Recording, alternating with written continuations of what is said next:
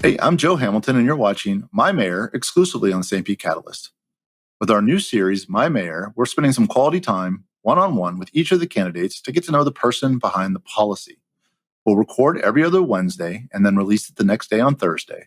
Our format will be to spend a few minutes catching up with the candidate on how the campaign's going, and then ask the same one question to each candidate with giving them ample time to answer in depth.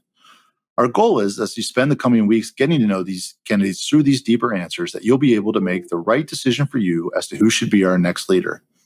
We'll invite you to continue the conversation on the Catalyst platform through the comments, with a reminder that we actually moderate our comments so that you can share your perspectives and your insight without fear of being hijacked by trolls or negativity. We're back for My Mayor Episode 2. Joining me in the Catalyst studio is Vince Nowicki, candidate for mayor. Hey, Vince, how's it going? Great, Joe. How are you doing today?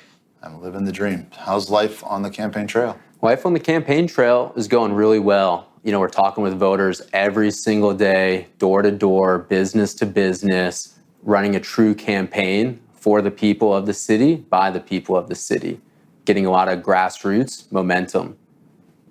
Cool. All right, so we're getting to know you through the people who influence you. So our question for today is name 3 people, or I guess it's a statement, but name 3 people who influence you. We're looking for someone in your immediate life, someone sort of nationally that you may or may not have even met, and then somebody from history. So we'll start with someone in your immediate circle. So somebody in my immediate circle was my grandmother, Tina Rattini. She was a true and pure example of just unconditional love. Anytime I had a half a day from school, she would pick me up and take me to Burger King to get a Whopper. Anytime there was a snow day in Baltimore, I would go over to her house and we would watch The Price is Right with Bob Barker at 11 in the morning. And she was just a guiding light of just unconditional love to any and everybody that she met. And I ended up living with her my senior year of high school. She had breast cancer and it started to metastasize throughout her whole body. And my mom was working 2 jobs at the time. And so I had to step up and live with my grandmother my senior year of high school.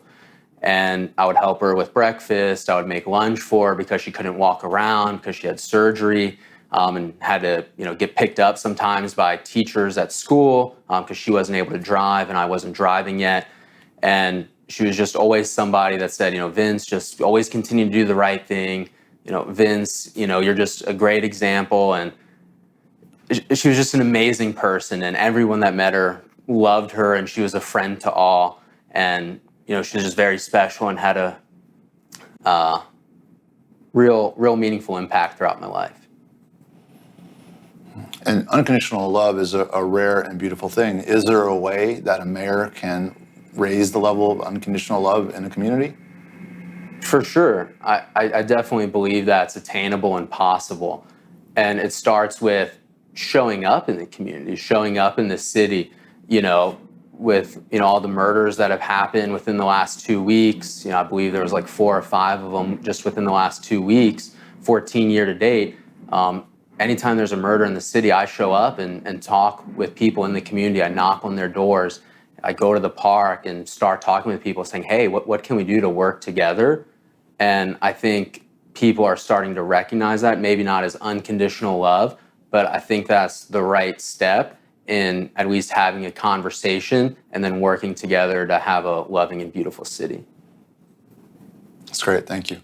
Let's move on to person number 2, someone in the world who's alive that you may or may not have met that's influenced you. So I grew up in Baltimore, for those of you that don't know. And if you grew up in Baltimore and were a football fan, Ray Lewis was your guy. I played middle linebacker for 17 years, and he always raised his standards and was always able to raise the team standards based off his hard work. And one thing that he always said was, effort is between you and you. Nobody can take that away. The other team can't judge your effort. Effort is always between you and you.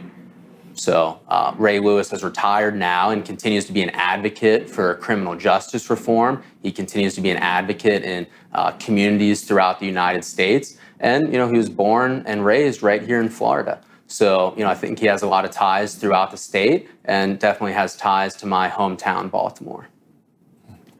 And with professional athletes, sometimes the lines between their professional life and their personal life, as far as what's out in the community, it can be blurred, and some are more private, some are not.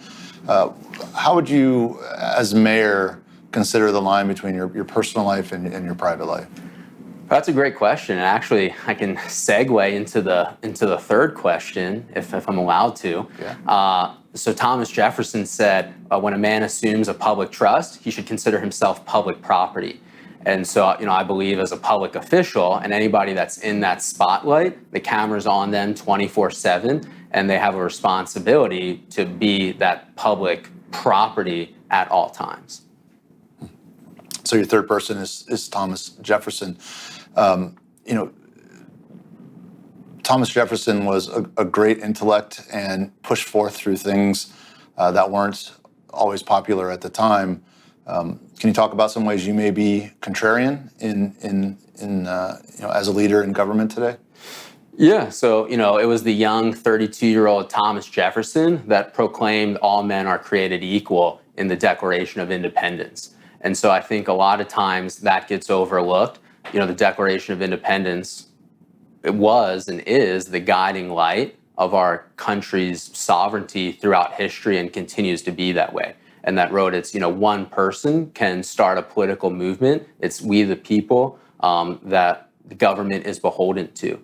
And so as a mayor, going back to our last episode with, my platform being, interests from the people, is that it's, we the people tell the government what to do. And, that was our first document of a country.